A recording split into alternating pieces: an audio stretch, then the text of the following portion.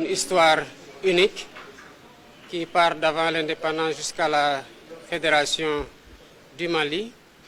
Et je suis venu dans le cadre de la continuité de ces relations que nous voulons renforcer sur le plan diplomatique, sur le plan commercial et sur le plan de la concertation pour la prise en charge de tous les défis que nous partageons en commun, à savoir le terrorisme, la lutte contre les trafics illicites, notamment la traite des êtres humains, les trafics de drogue, mais aussi la lutte contre la criminalité transfrontalière de façon générale. Et nous avons d'autres défis que nous devons relever ensemble, à savoir les défis écologiques au niveau de la Falémé. Vous savez que nous partageons une ressource précieuse, à savoir l'eau, avec le fleuve OMVS, avec le Mali. Et nous avons d'autres défis communs liés à la prise en charge des aspirations de nos peuples. Vous savez que par l'histoire, la géographie et les liens historiques, le Sénégal entretient des relations privilégiées avec le Mali. Et je suis venu dans ce cadre-là et je me réjouis de l'accueil qui m'a été réservé au Mali ainsi qu'à la délégation qui m'accompagne.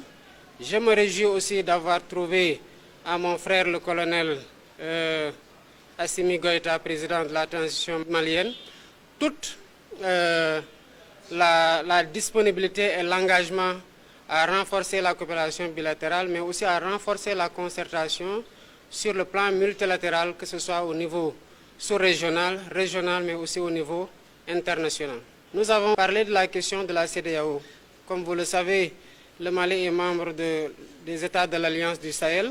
Ceux qui ont suivi mes déplacements dans les différents pays de la CEDEAO m'ont entendu prêcher cette bonne parole-là. Je me suis évertué à en échanger longuement avec le colonel. De mon point de vue, nous pensons que nous devons continuer à travailler avec toutes les parties prenantes, ne pas se décourager de trouver des issues heureuses qui nous permettent de renforcer l'intégration, soit en passant par la coopération bilatérale, mais aussi en essayant de corriger les impairs que nous avons notés dans la coopération multilatérale, notamment dans les instances sous-régionales et régionales, et qui nous ont valu cette situation regrettable que nous vivons. Mais nous ne pouvons pas nous résigner à observer un outil d'intégration formidable quand même dans sa conception, dans les résultats qu'il nous a valu et qui a été cité en exemple, se désintégrer sans rien faire.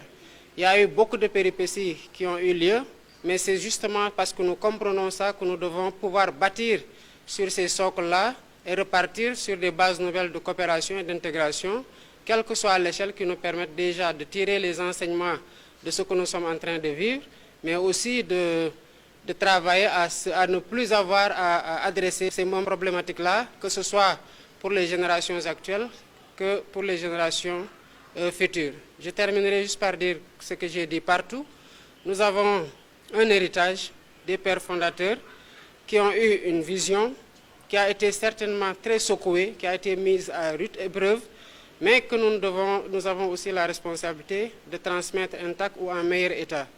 Maintenant, je voudrais ici saluer, pour ce qui est du cas du Mali, la posture de bravoure et de dignité du peuple malien qui, face aux difficultés qui ont été notées sur le plan sécuritaire et par rapport aux sanctions qui ont été infligées, quand même a tenu à garder une ligne directrice qu'elle a essayé de partager pour être comprise et qui a quand même su se relever, et nous pensons que nous devons avoir cette solidarité agissante et cette fraternité renouvelée avec le peuple malien pour faire en sorte qu'il puisse sortir très rapidement de cette impasse-là. Et nous voyons les efforts qui sont déployés par le peuple malien à travers des concertations larges qui donnent des résultats, et nous espérons, en tout cas nous avons foi en la résilience de ce peuple-là pour sortir victorieux très rapidement de cette impasse-là dans laquelle il est depuis quelque temps.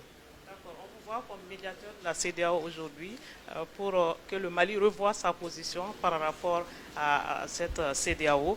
Qu'est-ce que vous pensez de l'AES? Est-ce que vous allez toujours plaider la cause de la CEDEAO auprès du Mali?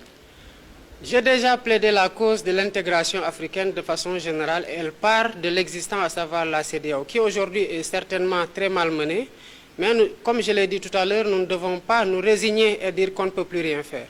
Il y a des difficultés, il faut parler aux uns et les autres et les comprendre. Et à partir du niveau de compréhension et des écarts de position, voir ce qu'il est possible de bâtir à partir du socle qui est existant. Je rectifierai toujours pour dire que je ne suis pas médiateur de la CEDEAO, pas du tout. Je ne suis mandaté par aucune instance de la CEDEAO. Je n'ai jamais siégé à aucune réunion de la CEDEAO. J'ai été récemment élu. Je suis dans un parcours de prise de contact plutôt, de salutation, de remerciement. Comme vous le savez, le colonel Goïta a envoyé une délégation lors de ma prestation de serment. Et c'est juste dans le cadre de ces prestations, de ce périple-là, de remerciement, de prise de contact, de renforcement de la coopération bilatérale entre le Sénégal et les pays que je visite, que j'adresse aussi la question des relations multilatérales avec tous les pays, puisque nous mettons l'intégration africaine aussi comme un point important de notre mandat. J'en profite pour en discuter avec les pays, mais je ne suis mandaté par aucune instance, ni par la CEDEAO, ni par l'AES d'ailleurs. Dernière question, Monsieur le Président. Est-ce que c'est possible de voir le Sénégal dans l'AES dans les jours à venir? Le Sénégal n'est pas à l'étude de rejoindre un ensemble quel qu'il soit.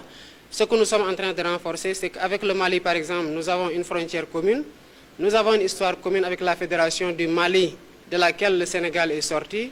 Nous avons la même devise, un peuple, un but, une foi. Et vous voyez le drapeau du Sénégal, il n'y a que l'étoile qui s'y ajoute, mais c'est la même disposition des couleurs et les mêmes couleurs. Et nous avons surtout des enjeux que nous avons à adresser ensemble, comme je l'ai rappelé tout à l'heure, sur le plan sécuritaire, mais surtout une coopération sur le plan des échanges à renforcer. Et nous avons aussi enfin une solidarité, une fraternité à exprimer au peuple malien et aux leaders du gouvernement malien pour leur dire que nous sommes à leur côté par rapport à la phase difficile qu'ils sont en train de travailler.